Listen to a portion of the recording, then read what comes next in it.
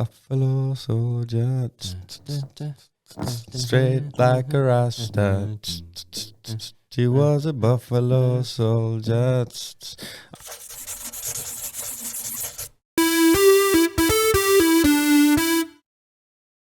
Bang! What's up, baby? How are ya? Good, mate. What's going on, Jesse? How are you? I'm good, man. Really good. I've been wanting to do this episode for ages because not many people know this, but you were actually the first person on this podcast ever. Yeah. So it was you, myself, and who else was on here? There was... Chloe and Sinead. Was it that one? Where we kept talking in and out? And then halfway through the podcast, we'd be like, let's take a piss? I'm pretty sure it was. Was it? Yeah. Okay, because we didn't even actually release that one because I got too drunk on that first one. And I kept saying, blah, blah, blah, blah. So I had to cut a whole lot of it out. And then we couldn't use the one that you were originally on because you greened out on that one, went pale and passed out. I did. I kind of tapped out halfway through. But hey, you gotta do what you gotta do. Speaking of THC, by the way, so today we've got the Pokemon special, which I'm so fucking excited for because I love Pokemon so much. Good. Dragon Ball Z, Pokemon. Now, Jesse, you're I'm just introducing everyone else because Jesse's actually one of my very, very best friends. So he's been in the Pokemon game for how long now? Oh, I mean, business-wise, probably 3-4 years. Shit. But started since I was a kid, man. Yeah, okay. Never stopped. So I want to learn like a little bit more about it because getting into flipping these things, which is what you do for a living, Pokemon cards, right? I feel as if I'd be better at Yu-Gi-Oh because I felt like I knew a lot more about it. Yeah. But I still kind of want to know how you discover differences between fakes and like the hollows and the non-hollows and all that, all that kind of stuff. There's a lot. Yeah, there's a lot to learn. Well, I was actually thinking about, first I want to promote a fucking product that I got from Nature Can. I actually got a message on Instagram the other day and it was like, hey dude, are you interested in CBD? And when I think CBD, I just think getting stoned, right? So I thought, yeah, sure, man, send me. And they actually did. They sent me like a massive box of stuff. So I thought I'd show you. Okay. What do we got? So first up, they gave me this from Nature Can. It's a whole lot of CBD chocolate infused biscuits, which I reckon is pretty sick because I'm kind of hungry. Well, that's 3 great things put in one package right there. Do you know much about CBD? Do you know what it actually does? I think it's more the medicinal side of weed. Okay. Essentially. So what is that? I don't think it's more to get you super stoned and have fun. It's more literally like the spiritual inflammation and for wellness type of things that people are saying. Well, I already dug into the box. I'm like one of those kids that's like and just get into it. But I've got CBD gummy bears. Nice. I've got what else we got here? We got high strength cod liver oil. This will be good because now I'm actually 5 weeks sober from alcohol. So I've actually been off the booze, which is good. So I've only got another 11 months to go. Also got joint balm for your joints, I'm guessing. So that's, I'd say the inflammation thing comes into play. Yo, what about,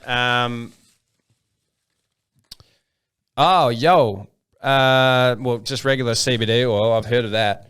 A lot of people that train use this kind of stuff as well. Jelly beans. Oh, shit. What's this? What is this? Oh, yo.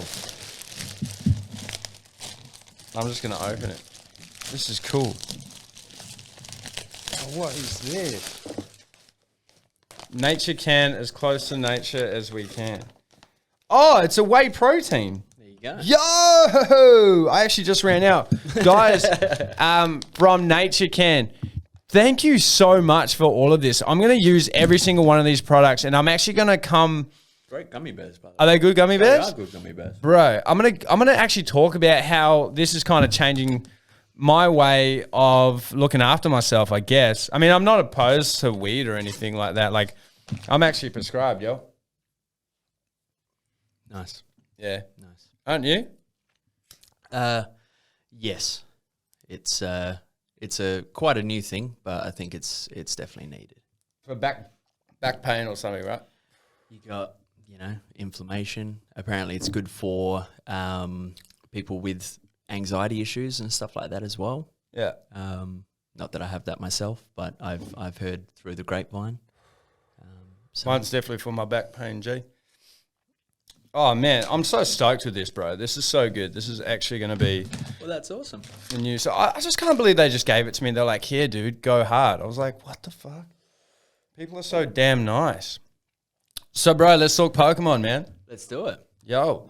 So, how did you start in like collecting cards and stuff like that? I guess like everyone else does, but I started as a kid. I mean, like early primary school. I think Pokemon cards started coming out here in 98. Yeah.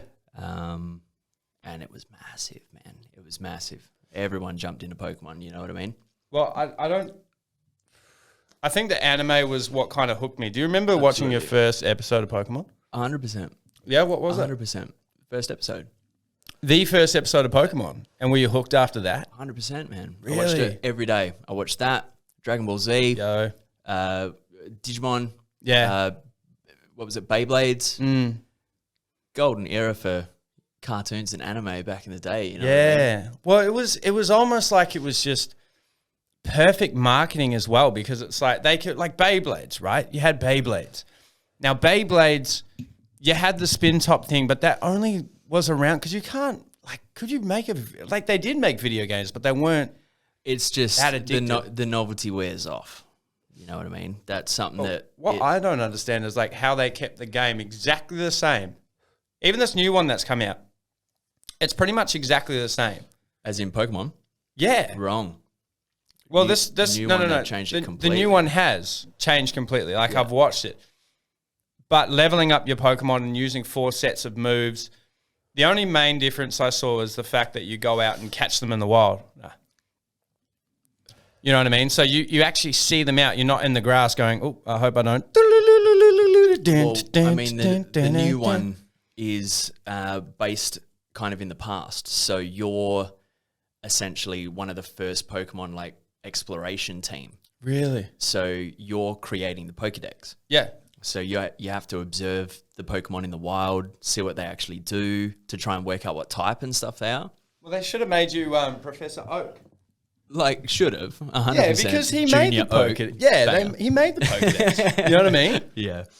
But no, it's a cool spin on it, I guess. What did you used to call your like when you'd start the games? What did you used to call your? There was always arse and poo in there, just like Cade, and then the other person is just fuckwit because they didn't have any bands back then. You know what I mean? No. I remember the first time I watched Pokemon. I was in, I think it was the episode that Pikachu was fighting Raichu and then lost. Okay, so like versing Lieutenant Surge. Yeah. The third gym leader. Yep. Fuck yeah, we know our shit, bro. No, but that was the first one I watched, and I was like, this is amazing. Yeah. I love this. It's so, there was something about the drama and the way it hooked you. You're like, it's very inspiring in a weird way. I get you. Yeah. I get you. And it was weird because on kind of a social platform as well at school, we all had cards, we'd all trade, we'd all play the games, we'd all battle each other. Everyone just did Pokemon. Yeah, you know what I mean? It was fun to do with everyone. So the first game came out, Pokemon Yellow. Was that the first one you bought? No, Blue and Red came out first, and then Yellow came out a little bit after. So that was like a special edition type thing. Correct. Yep. That's right. And then Pikachu would follow you. That's it. I remember I lost interest in that game because I traded my Pikachu because I really wanted a Raichu. And then every time you'd give them a Thunderstone, the Pikachu would go, I don't want that. You can catch wild Pikachus in that game, but it's a little bit hard. Where do you catch them? At the safari? In Viridian Forest. Okay. There's a catch rate for him there. So you can get another one. It's just very rare to find in the game. Did you find the games hard back then? Yeah, man. Really? Yeah. Well, that was, what did they come out in 90, I think it was 96, 97, I think, something like that. and it was a super grindy game. Yeah. Like once you got, 3/4 through the game, they could Koga's shit would fuck you up. Yeah, man. And I also remember the part that I got stuck. The game that I really got into was Sapphire, bro.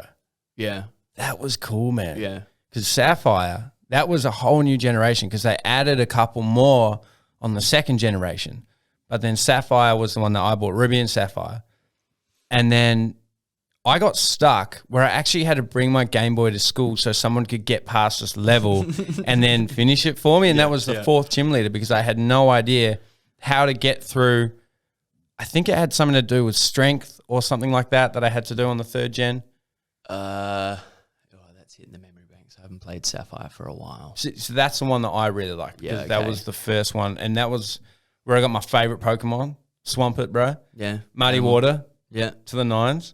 And when you started playing back then, like when I played now, I got a DS and like a Game Boy Advance. And I actually, now when I play, I kind of build a good team because it doesn't make the game any easier by having a solid team. I actually reckon just OP your first one to as in your starter. Yeah. Get it a huge level that just steamrolls everything. Catch some good stuff on the way. Sometimes you get a little bit stuck, but I feel as if that was just the way you did it when you were a kid. Do you know what I mean? Well, it makes it more of a challenge. If you ace the game very quickly because you smash a near perfect team together, what's the point? Do you reckon it was it was more grind to put a team together? Do you know what I mean? It was, but that's the whole game. That's true. When you go all the way to get a mad Gengar, back in blue version, you had to trade your Haunter with a mate for it to evolve, get him to trade it back through a link cable that you had to connect these fucking two. It was hard. And that's marketing genius though, isn't it? Right? Oh, I want a Gengar. Well, you're going to have to buy another one, yeah. You're going to have to find a mate with one to be able to tell a friend. I remember gold and silver. Yeah. I bought 2 Game Boy Colors and gold and silver so I could trade with myself. Because I was an only child. Boo-hoo. So I had no one to trade with. You know what I mean? But no, it was good. It was good. It was hard. It taught you shit. You had to figure it out. Yeah. Like, we didn't have YouTube back then to do walkthroughs, man. We had books, bro. We had a whole book that would get you through. Yeah. And that's the crazy thing because it's like, you'd go to a mate's house and you'd have the book. You wouldn't even spend time with him. You'd just spend time like going, oh, dude. Oh, okay, what the fuck is that? What the fuck is a Flygon? You don't think to catch a Trapinch and evolve it, it's the shittest Pokemon ever. Yeah. And it turns into this wicked dragon thing that you're like, dope. So what's your favorite type of Pokemon? Probably Ghost. You reckon? Yeah. There was some cool new ones. Boy. Oh, yeah. Yeah, he'd be your favorite. You got a Gengar card around here? I do have a Gengar card. Nice. A Gengar card. First edition Dark Gengar. So what pack did that come out of? That's Neo Destiny set. So that's one of the last Wizard of the Coast. A couple of sets last. So they did quite a few sets on those, hey? Would you get starter boxes and stuff like Yu-Gi-Oh? Not like the starter decks. They did theme decks. So they were pre-constructed decks. So same kind of thing. But yeah, all the cards were the same. So you kind of knew what you were getting. But it was more to help you play the actual trading card game itself, not to collect them because you get a lot of doubles and stuff like that. But see, I never played the trading card game. I used to get the figures. No, I never played it. Okay. Yu-Gi-Oh made sense because because the actual show could show you how to play the game. Exactly. Yeah. And there's a game that I've actually gotten into. I'm going to steer back to the Pokemon thing, but there's something that I really want you to try. It's called a game called Yu-Gi-Oh Forbidden Memories. Okay. Now it's on PlayStation 1. It is the hardest, most grindiest game in the world, bro. Yeah, Yu-Gi-Oh! If you get stuck in a Yu-Gi-Oh! Game, you get stuck for a while. Yeah, man. What I mean? And that's the thing. Like, you start off with 300 attack points and with your monsters. Like, they're literally shin kickers, hey? And the other ones, so you're facing your opponent and they're like Blue Eyes White Dragon, but they can bang it straight on the field like the anime series, which is pretty cool. And basically, it's got a fusion system. So the whole game is basically you trying to make a twin-headed Thunder Dragon and then in hope that you have a booster in your deck to be able to make it more powerful to defeat a Blue Eyes White Dragon. Yeah. So you have to, you don't even use polymerization. You go up, and then basically you have to find a dragon and then a Thunder card And then it'll make a Thunder Dragon. But if it's over 1,600 life points, it'll make a twin-headed Thunder Dragon. See, this is why you just stick to like Gengars.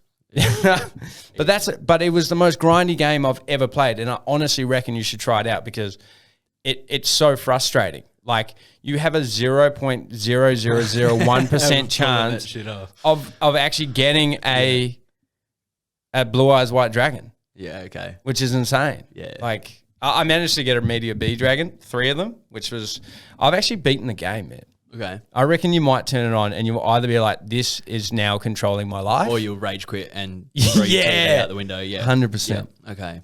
But let's steer back to the Pokemon thing, man. Like, how are people making so much money, including yourself, out of cards? Well, it's not like everyone who jumps into selling Pokemon cards gets to sell $300,000 first edition Shadowless Charizards. Yeah. You can't. It's not a thing. And again, those people who have those cards have paid serious money to own those cards. Even if it was 10 years ago, and yeah, it might have been 50 grand or 100 grand back then. That's still a lot of money to. Do you think it was 50 grand 10 years ago? 100%. Wow. Yeah. Fuck. Like I used to buy base set Charizards for like $20 mint. Really? It was just that's how they were. Did you have any? Do you still have any of your OG cards now? I've got a few. Like that one there. It's a CD promo 1996 Japanese card. Yeah. So it's actually the only card ever to have a hollow back on it. I had that. I think I started high school when I got that card. Yeah, right. And yeah, got it graded myself and got a 9.5 out of 10. So that's pretty good for keeping it for like 15 years in a shoebox somewhere. You know what I mean? So wait, what was it graded? 9.5 out of 10. Shit, so that's actually hell good. There's a grading system 1 out of 10 that you can get cards graded in. So obviously it's a secure way to tell the condition of the card. So those cards are worth a little bit more. Okay. So when you want to get into this, so you just say, man, I love Pokemon when I was a kid. I really, really want a Dugong. So for someone that doesn't know what they're doing, do they buy PSA 10s or 9s or something? It's this. I mean, if you have the money, because anything in a 10 is always money. Right. It's a bottom of the range card in a 10 is probably a couple of $100. And for some people, that's a lot of money starting off. You know what I mean? You can buy a whole booster box for $200 and get 36 packs of 11 cards, or you can buy one.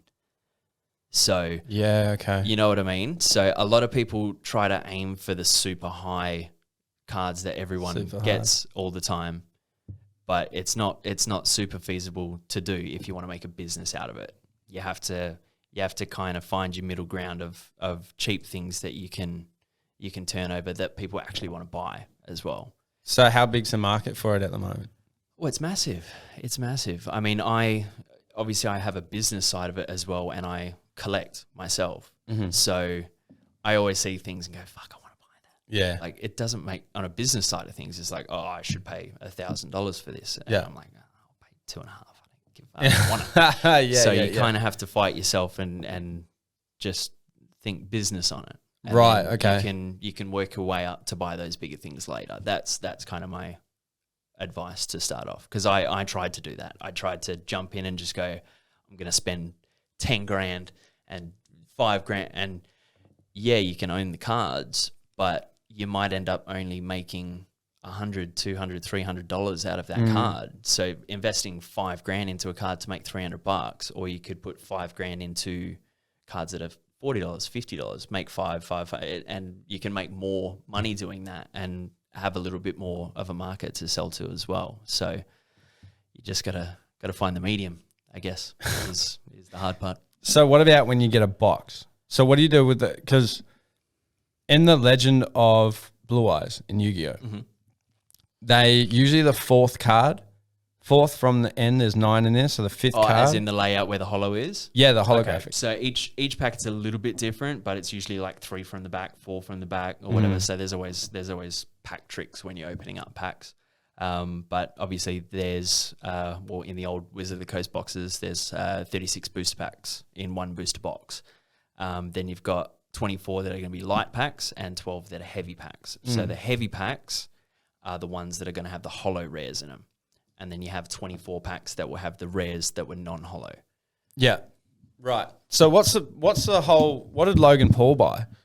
So first edition Shadowless base set. So that's the first ever released Pokemon cards to the generic public. Okay. Yeah. Right. And it was a very limited run. So there's not a lot of them. So you don't think there'd be any left now? Oh, like there's a few left. People have them in their collections. Like Logan Paul still has like 6 or 5 or something like that. Really? Just chilling. Okay. But he hasn't opened them. No. Because people just purely buy them for investment. Like they used to be like 25, 30 grand. Now they're selling for $100,000, $200,000, $300,000 for one box. Jesus. Like he bought a case of 6 sealed. Like okay. Yeah. Find that. So the actual just super rarity factor of that is awesome. And then just ended up with G.I. Joe. Obviously it was G.I. Joe's. If it was legit, it would probably be, a lot cooler to have. But that's the thing. You'd probably keep it sealed. Yeah. On investment purposes, you're not going to make your money back. Open it all up. It's pretty funny though how he got binked with G.I. Joe. Like of all things. Like it's not even Spider-Man. It's fucking G.I. Joe. G.I. Joe? Did you watch G.I. Joe, bro? Like, fuck, man. Good on him for having a crack. If it was real, if it was staged, it was entertaining regardless. So, well, there was a YouTuber whatever. that was like watching it before that, and he was like, I reckon this box is totally fake because of this, this, and this. Look, you're never going to know. Yeah. Like, that, the first dude could have bought it and gone, that's what I got told. And he's just gone with it. He's never opened it, so there's nowhere to tell. Yeah, it looked pretty real, apparently. Well, they had a guy from, what was it, PSA, I'm pretty sure, there to, like, check if it was legit. He's like, yeah, it looks... He got scammed.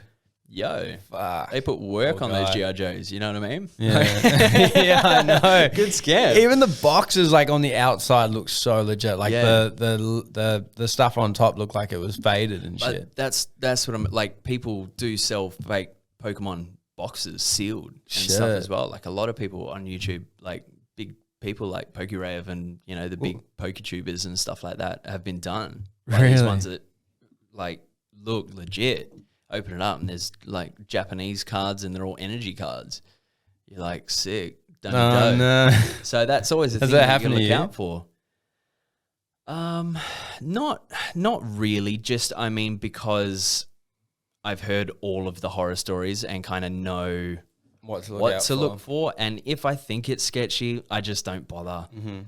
It's not worth the risk, eh? It's not worth it. You know what I mean? Why bum yourself out? And you can always just buy another one off a trusted person that you've actually dealt with before or something like that. Because Pokemon's a community. Like, you get to know a lot of people just through selling these cards. Yeah. And then you can, that's the good thing, you can just trade with people. Who usually buys all your cards? Like, what country? A lot in Australia. A lot. Really? A lot. Wow. I get a lot of sent to Canada as well. Canada's big. Cool. Because I think their demographic of cards a lot was French-based language. So I think they prefer, obviously, the English cards. Right. But I think they released a lot of French line cards because of the language there. So interesting stuff. It's, And it's weird that it was just cards, bro. It's just cardboard, bro. Yeah, but it's sensation. It's just, that's the highest paid franchise of all time or something, like, in regards to... They just had their 25th anniversary, man. That's fucked, man. And they're, like, you go up to a 2-year-old now and go, have you heard of Pokemon? They'll be like, yeah. Yeah. That's been going since, like, 95, man. Name something else that does that. Well, Dragon Ball Z, they've done a new Dragon Ball Z, and it's pretty good because they used the same guy from... Because GT wasn't done by Akira Toriyama. In Dragon Ball Z, man. So much. Their stories are hectic. But the fight scenes are banger. Yeah. But what do you reckon your favourite Dragon Ball Z... Character? Like, no, not character, but like battle. Was definitely, like, Frieza. You reckon? Yeah, man. Okay. Because that was the first, like, mega fight that I witnessed, like, on TV. I watched that with everyone else watching that for the first time. You know what I mean? So many kids or like got... Cell. That went on for like 50 million episodes, man, and you watched every single one. Exactly. And it all ended because Vegeta was just a cock all the time. He was like, I'm going to go out in the hyperbolic time chamber, going to lift some weights, comes out, hey, Cell. He's like, hey, man, you're whooping my ass, bro. I just need to absorb that android over there. And then you and I, we can fight. And he's like, yeah, sure, why not? Like a deadly sin of pride. Do you know what I mean? Like there's heaps of different ideas behind all of this. But he was so infatuated with his own self-love and pride that he actually used to fuck himself up in the long run. And people would understand it a lot more. Yeah. Which I think is quite brilliant. Because he fucked everything up in that series over and over and over again. Because he wasn't as good as Goku. Yeah, and he felt insecure. Yeah. You know, but he hit it. And it's like relatable to real life because you actually know people like that. Yeah. But then Gohan turning Super Saiyan 2 as a kid. Game changer. Fighting himself. Everyone went to school. Oh my God. Yeah, I know. Do you know how many kids would have gotten belted after the first time Goku went Super Saiyan? Like kids would just be powering up and just beating the fuck out of each other constantly. 100%. There was so many fly kicks off the monkey bars that day at school. You know what I mean? Absolutely. Yeah, man. Absolutely. I used to like, and then you get really into the games. Like the games were really good. So you had like Pokemon games and stuff like that. But Dragon Ball Z games there was a game called Budokai. Yeah, Budokai. I smashed Budokai. Yeah? Yeah, absolutely. Which one did you play? Because the third one was really good. I think it was number 3. Was that the one where you had the actual world tournament one in it as well? I think maybe, and then yeah. you could just choose how hard it was and how many like stages you had to get. No, that wasn't all of them, I'm pretty sure. Okay. Maybe from the second one. I think it was either 2 or 3 or something like that. But yeah, sick. Yeah. It's a great game. Cinematics, awesome. It's just pure like how they draw the battle scenes. Yeah. That's the game. Sick. But they did the first one, which was awesome because it had the storyline. So you could fight with Goku, Super Saiyan, fighting Frieza. And you had to do combos. Like you had to nail stuff to progress. Like you had to do like no, it was good. I remember it. It was good. They did the second one, which storyline was pretty average, but the game was a lot better.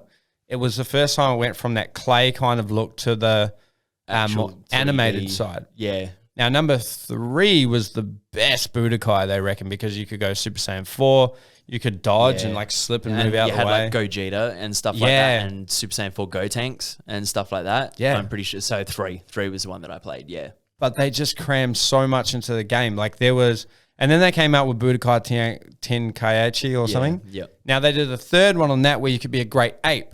And then you could be Chaozu and fight a great ape. I'm pretty sure. It was behind your character that one as well. Mint. Yeah. Such a good game, bro. That was good. You could get the gold one, and you could be like Shenron and stuff as well. I don't know. I don't know if you could be Shenron. There's so many games. There's so many Dragon Ball Z games. There was a lot, hey. Yeah. I mean, I even played Ultimate Battle 22 on PlayStation 1, which was like super arcadey. Like, you'd press triangle and you'd go up and fight in the sky. And you could shoot, and it was just ground fight, up fight, ground fight, up fight. OG Mortal Kombat Tekken. Yeah. Yeah, okay. 100%, bro. So they never did that with Pokemon. Like they did Pokemon Stadium, but they never did it with, they never really captured like this. They did the storyline, but not the difference in battles. Like it was a strategic game. You'd use a move. It wasn't the cinematic competition kind of thing. It was just literally grind, do your Pokedex, evolve your shit. Yeah. And beat the league, bro. Just get them badges. Just keep nailing Gary. That's all you do. You know what I mean? That's all you got to do. You just got to nail Gary. Yo. Fuck yeah. Poor Gary. Poor Gazza. His Eradicate died. He had a really cool team.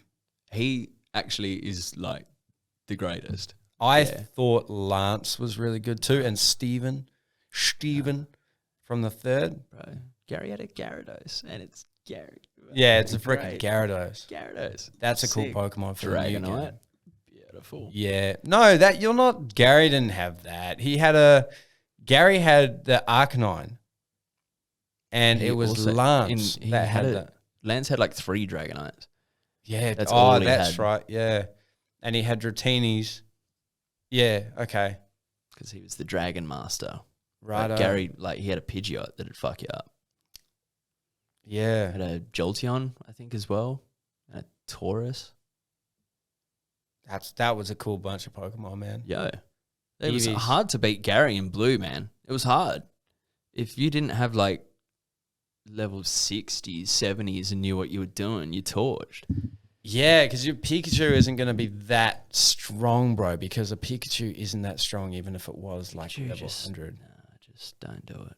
Nah? There's better dudes. I'm sorry. Who would you, bro. like, well, a little fat mouse. Just pick a mouse. Like, I don't know, man. Like, I kind of thought my team, if I was consisting of a good team, I would rock a Gyarados for sure, just because it's every game. He's actually not that good to battle with, just dope. But it's a Gyarados, so you just commit. Yeah. Yeah. You start with a Magikarp and then you're like, oh, shit, look at this, boy. XP share. Yeah, 100%. And then I'd probably go something like, I always end up with like 2 water types because I can't pick between the 2. But I like the old Dugong, eh? Yeah, Aurora Beam. Yeah, Sheer Cold, brother. Yeah. That was cool. Yeah, they did Fire Red and Leaf Green as well. Yeah. I thought they were good games. They were. I enjoyed the animation. Well, it was very similar to Sapphire. Yeah, same concept. Yeah. The animation was just perfect for the time because it was clear enough and it was actually really appealing. Whereas when they went into Diamond and Pearl, it was a bit like, meh. It was full on, but like shitter. Yeah. No, like it wasn't as good. No way. No. And then they went to Black and White too, and that was even worse. Yeah. They were just rush games, I think. Yeah. Because they did a solid with the first couple. X and Y. Great games as well. Great games. Cinematics in the game, good. Layout of the game, good. Omega Ruby and Sapphire.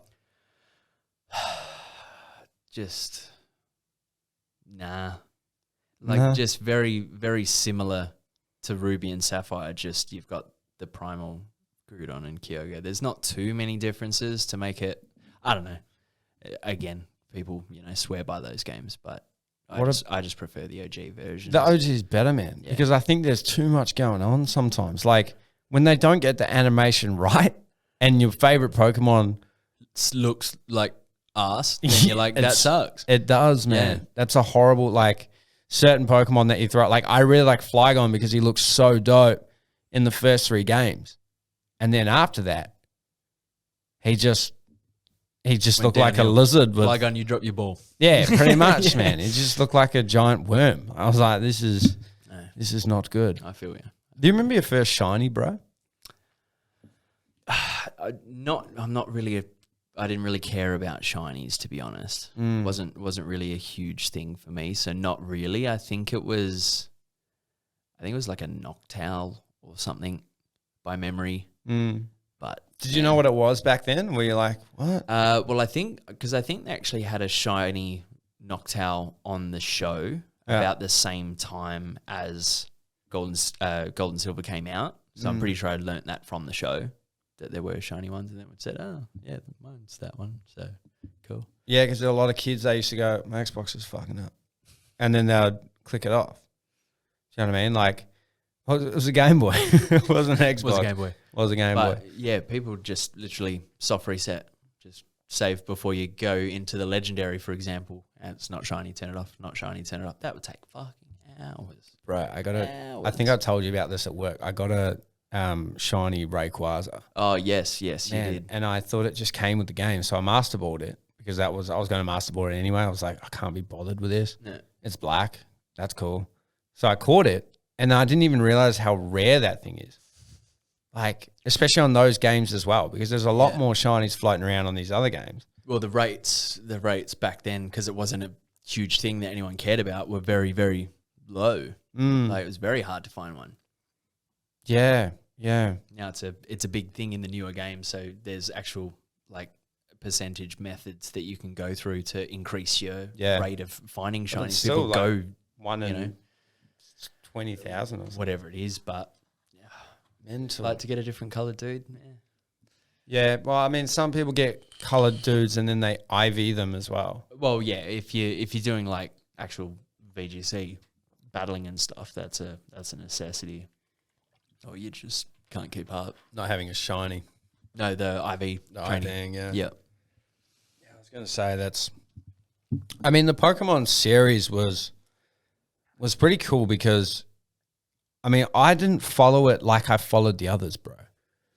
Like, it got you into it, but the games for me are what got me hooked. Yeah. Whereas, like, it might have been the cards for you. But when I got into the games, I was like, this is really, really cool. This is progression. It keeps you entertained. And you could just go on a trip with your mate and just train up your Pokemon and then fight each other while you're on a trip, like in a car. You know what I mean? It was just different. There was no Wi-Fi. And that was dope. But it didn't capture me like Dragon Ball Z did. Or even Yu-Gi-Oh! I don't know why, but I think the storyline in Yu-Gi-Oh! Was dope. Everyone has their niche, you know what I mean? Like some people are super into Yu-Gi-Oh! And like know nothing about Pokemon. For example, I got into Yu-Gi-Oh! Playing the cards and that when they came out, but I haven't really kept up with it, Yeah. I wasn't super religious on that, but you find your thing that you like, I guess. So... But I found with the show, like, you know what like if you watch the show now, like I could watch Dragon Ball Z now. I tried watching a bit of Pokemon now and I was like, oh man, like it's very kid. Yeah. It is very kid. Newer shit will be a bit, but like Dragon Ball Z accommodated to the newer guys, which is why I can watch that. Because the people that watch Dragon Ball Z were old because it's too violent to be on now. Yeah. But if you watch Yu-Gi-Oh, it's literally like, it'll be the protagonist with 4 cards in his hand going, oh, fuck, it looks like I'm done for. I'll just draw this one more card. Oh, dope. Fuck. You know what I mean? Like, that was the whole series. Yeah. That was it. And you watch it now and you're like, it's not that good. Do you know what I mean? It's not. But that's the thing. There was a different mechanic behind it that you could actually replicate what you watched on the show in the game. Like you could actually play the game, which Pokemon you couldn't do that. The trading card game's completely irrelevant to the actual series and stuff like that. So they're two separate things. Like I didn't really hugely get into playing the game of Pokemon cards. I just collected them and enjoyed the series and the shows and stuff like that. So there's even niches within niches. Niches on niches. Like some people like Yu-Gi-Oh! And probably would never clue how to play.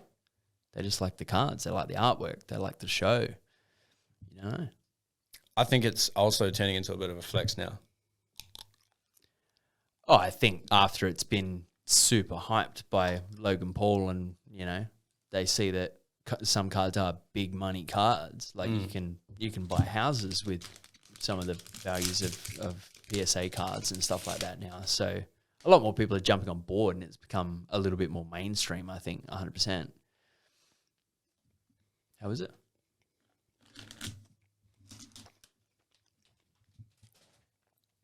It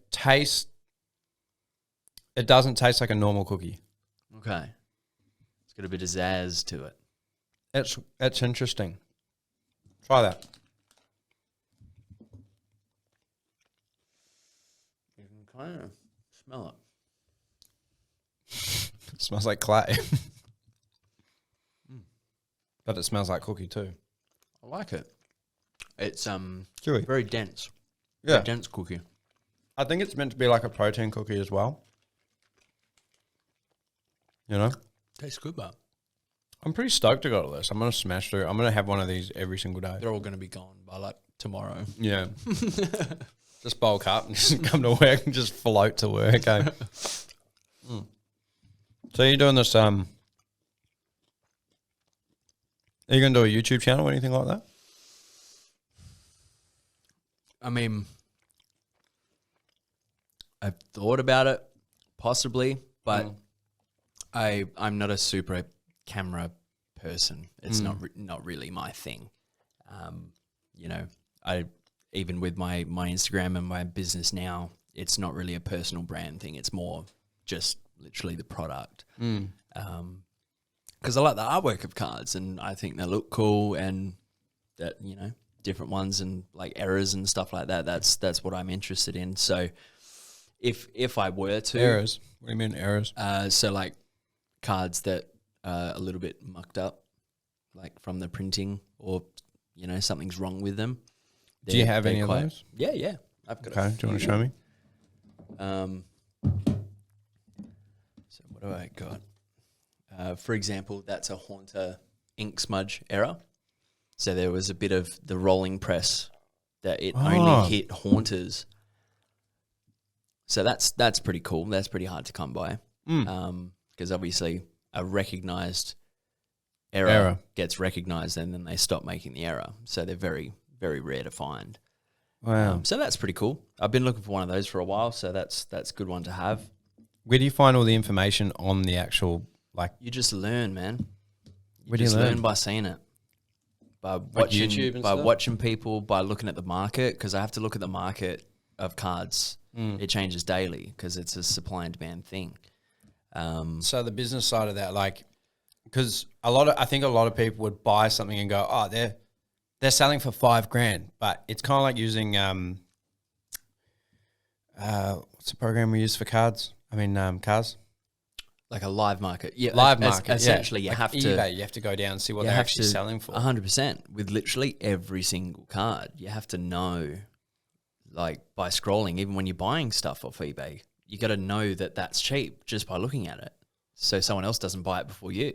Yeah, right. So it's quite hard, and you do have to, you know, look at quick flip cards that are kind of safe, that you'll make not as a huge profit, but you can kind of guarantee that it's going to sell. Yeah. Or one that you buy and literally put away for a year or 6 months or 2 years or whatever, because you think that curve's going to go up in that series because more people are starting to buy it, or you got to try and work a lot of things out. So it's tricky to pin the market 100%.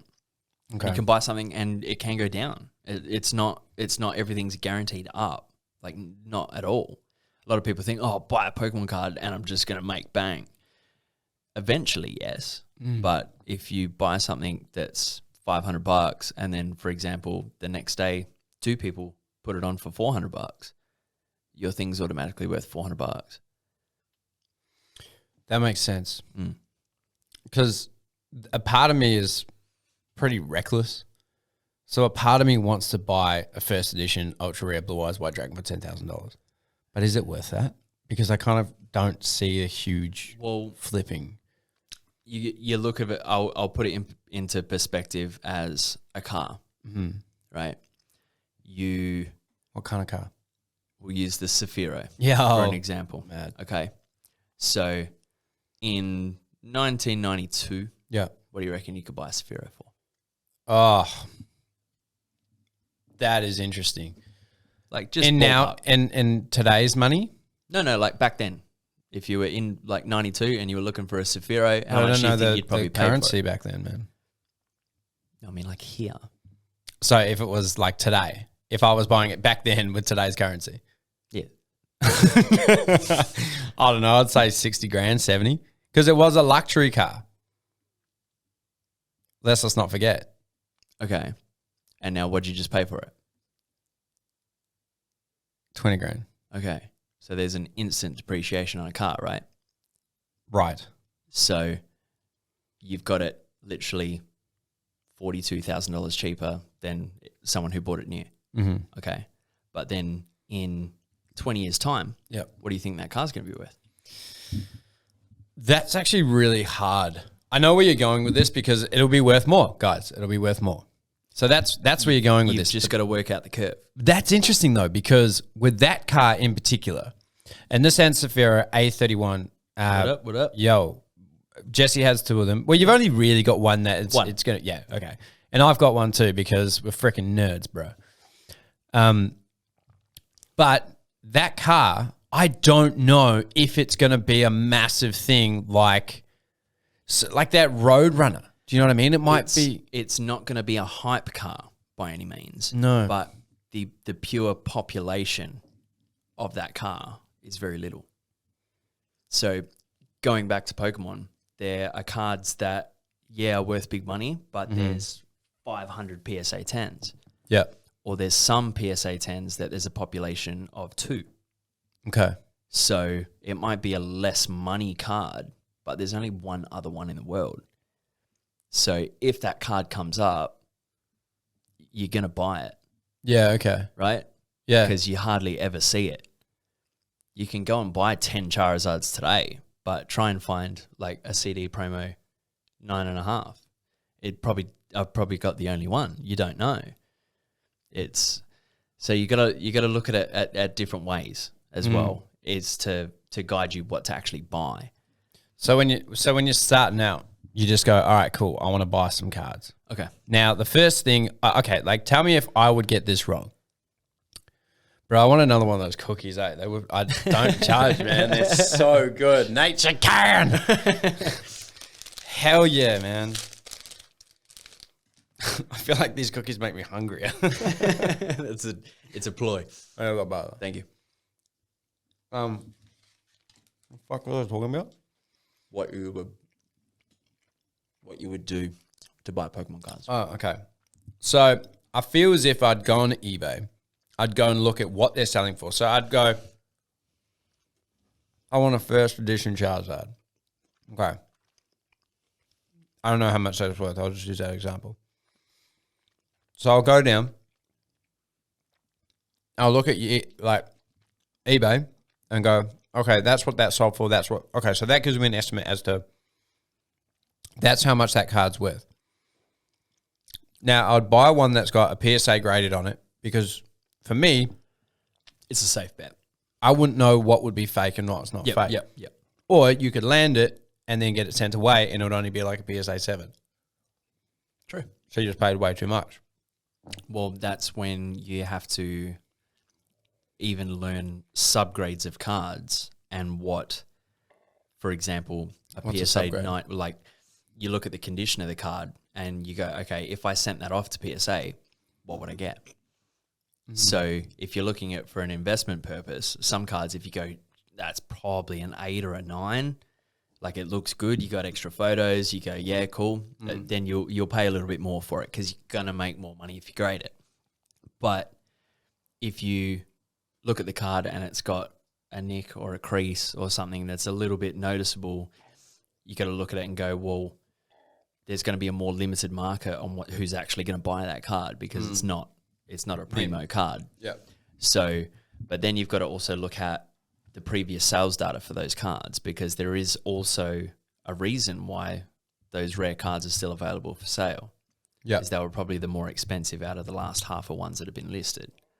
So again, you got to try and look at the market, probably not buy one in the market and visit it a week later and see what's going on. Just to see if people have reduced their prices, if someone's put a cheaper one on and kind of level itself out. I guess it's also like you're buying an asset though as well because it's hard to think that kind of simplicity can be worth X amount of money.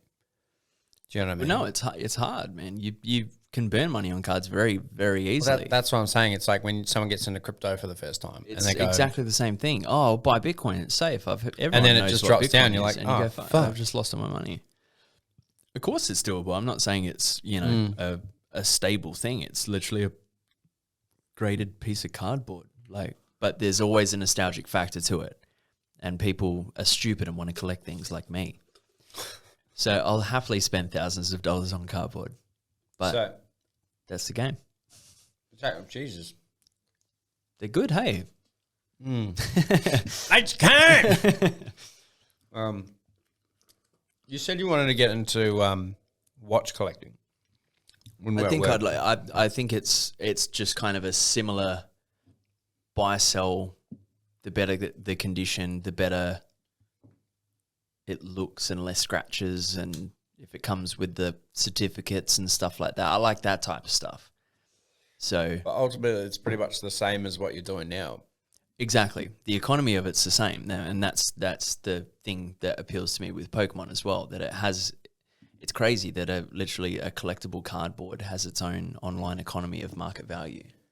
Strange. It's insane, right? But nothing else has really done that except maybe baseball cards or... Well, you've got basketball cards from like Topps and some of those $1 million cards, man. Like there's ones of like baseball cards from like 1940s, 50s and Superman cards and stuff from the 20s. And they're like $6 million cards.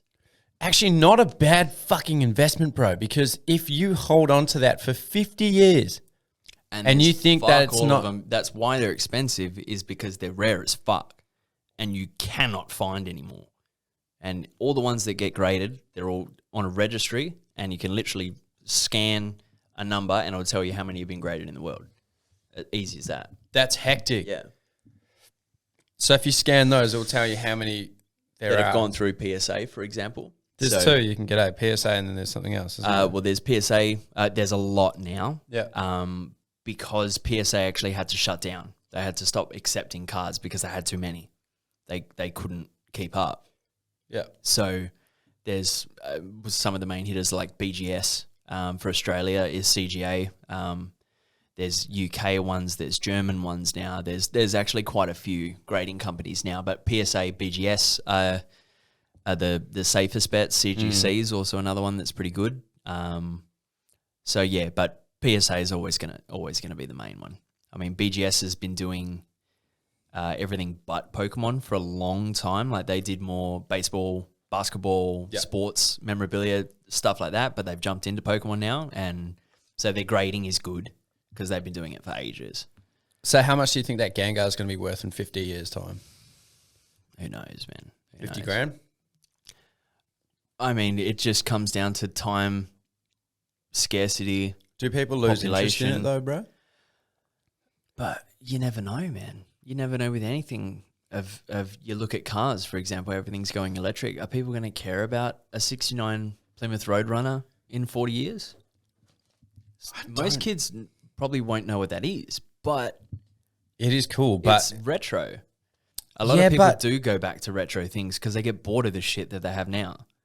But I had a 1972 Ford Cortina, which was probably one of the dopest cars I've ever had. Cool. It was mint condition. It was black, sparkles on it. I'll see if I got a picture. I'll bring it up on my... I love doing that, and I just edit it in later. Yeah, that thing was cool, man, but I paid $6,000 for it, and it was mint. And now I can't find one, but the ones that I do find are a lot more, but it doesn't seem like they're really selling that quick.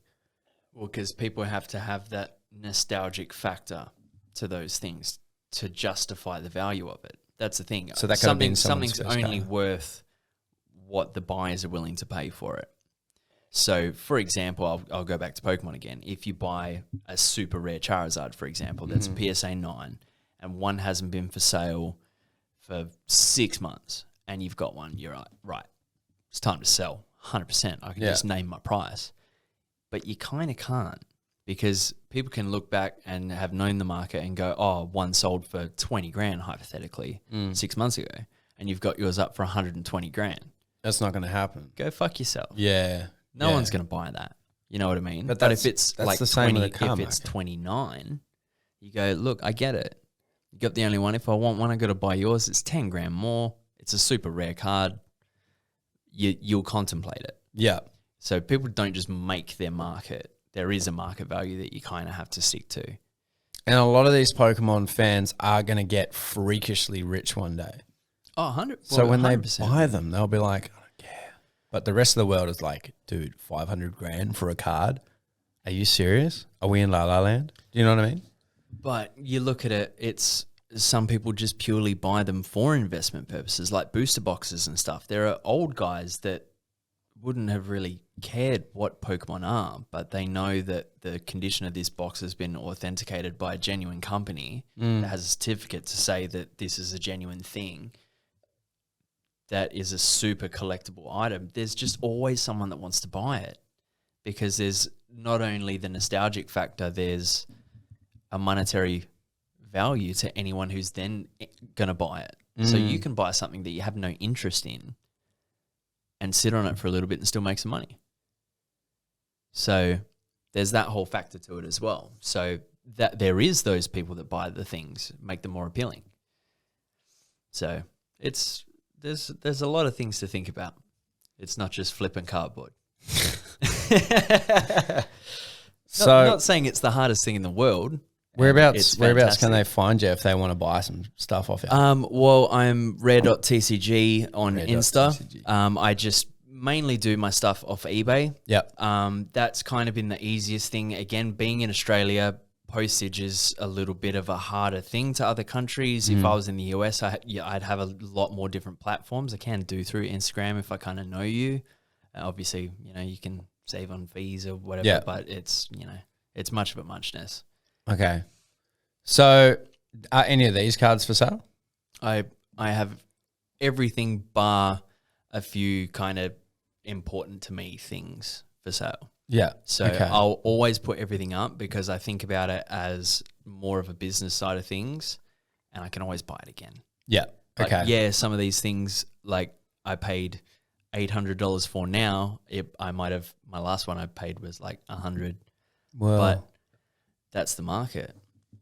So it's worth what it's worth. Bro, you did a competition. Of what? You gave a competition like to get rid of a card? Oh, yes, I did. Yeah. All right, let's go into that. Well, funny story. So I put I'll get it out for you now. Actually. Yeah. I'll have to move my cookie. Excuse me. That's all right. I'll smash that. I put on my Insta a giveaway for a AR9 Arceus because the new Shining Legends Arceus has come out on Switch. Game. Yes. So that's kind of the main character of the Arceus series. That is Arceus. So I thought I'd give one away. Obviously, the people who tagged through, thank you. Absolutely. You're welcome. You tagged on it, and you tagged your cousin. And through my randomizer, your cousin won it. So, Jason, you heard it here first. We got a Pokemon card coming right out to you, baby. Thanks for... good job. Yeah. Congrats, bro. Well done. Congrats. You didn't even comment on it. So I thought I'd just bring it and give it to you to give to him. But I don't think that you're going to give it to him. No. Fuck him. Fuck that dude. He's my blood. That's great. Fuck him. No, I'm not going to. You should probably hand it to him yourself, eh? Oh, okay. I might. Yeah, just hold on to that. I'll take this one away. But thanks everyone for entering that. That was the support. Great. I love it. I'll always like to give stuff away and give people some opportunities to get cards that they probably couldn't afford. There's, some little kids that are playing these games and they can't afford a $100 card. That's a lot of money to a kid. You know what I mean? So why not? Change your life. Well, just give them something cool. Yeah, dope. But I think we've been at this for a while, bro. We have. Oh, shit. What's going on, my computer? Did you break it? I don't know. It's just chilling. Okay. We'll let it chill. We'll let it chill for a bit. Might be the sign to wrap this up. Buffalo soldier, straight like a rasta. She was a buffalo soldier. I think that's lovely. Dude, I think we can call it quits. My computer's saying it wants to restart and shit now. Just pick it's had the time a big now. day. It's had a big day. Oh shit! What have I done now? Nah, we good. We're still on. No, but I mean we've covered up a lot of topics today, like a shitload, and a lot of them are pretty easy for us to talk about. And I hope that people understand and can kind of relate to this one, because this conversation could just go for hours and hours and hours if we were to discuss the game. It's endless. It's endless. But again, you can use kind of this information to branch this off into any online small business, really. If you do have a niche for vinyl records or artwork or something, you know what I mean? Again, a lot of people are having to do this type of stuff because of all this COVID crap. Shit's getting hard. Yeah. So if you can do something from home that you're passionate about, i.e. selling records, if you're into it, you can collect, you can make some money out of it. Why wouldn't you? So cool. Yo. Guys, this is Wilkoz Wolrd. Thank you so much to Nature Can. Nature Can. I like that. For giving us all the CBD goodies, man. I am loving it. So thank you so much for that. So people have actually started to be like, hey, dude, you want to try this? Yes, I want to try it. So if you want me to review your products on the podcast, I'm very happy to do so because these have made me very happy. Thank you, Nature Can. We've covered a lot of topics today, super nerdy ones, but I wanted to do it for ages. Everyone's a super nerd. Everyone deep down, but no one wants to talk about it. It just depends if you're cool enough to talk about it. Yeah. Hard. That's what I tell myself anyway.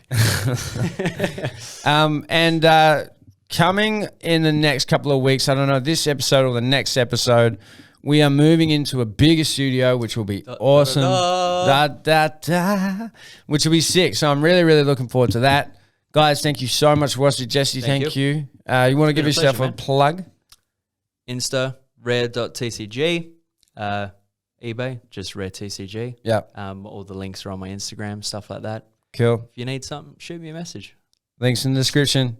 Guys, thanks so much for working.